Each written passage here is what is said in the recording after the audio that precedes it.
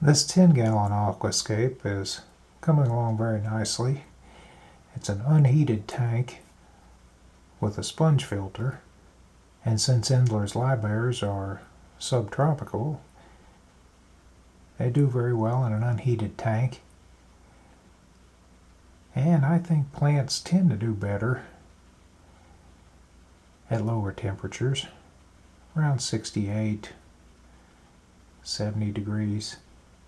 As I add more and more plants to the tank, I'm having fewer issues with algae. Diatom algae was a problem for a long time in the tank, but it seems to be diminishing. Thus far, I've identified 5 male Endler livebearer fry and moved them from my breeding colony to this tank and put them with what is likely the father of the 5 fry, and they are beginning to color up. It remains to be seen if they're going to have color patterns similar to the adult. One is albino, so obviously it won't look anything like the adult male.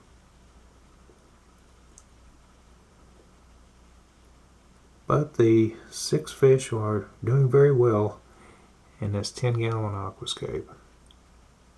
This 10-gallon aquascape has more plants than the previous one.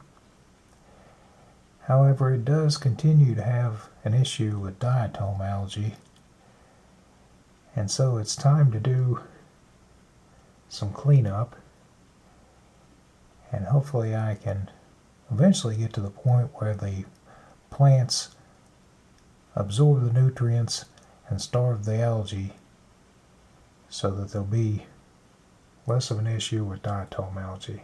You can see here that although Java moss is doing very well in the tank, the diatom algae permeates it, and it'll be difficult to clean, but I'll do the best I can with a toothbrush to get rid of that algae issue.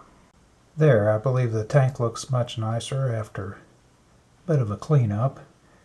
Pruning the Hygrophila corymbosa cherry leaf variant and replanting the tops makes it look much more dense on the right.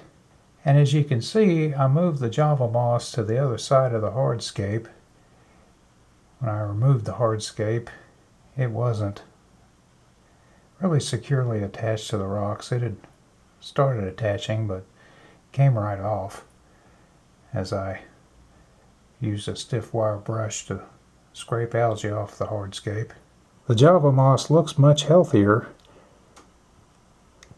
I did use a toothbrush on it after returning it to the tank, but while it was out of the water, I sprayed it down with 3% hydrogen peroxide and then just immediately returned it to the tank. So hopefully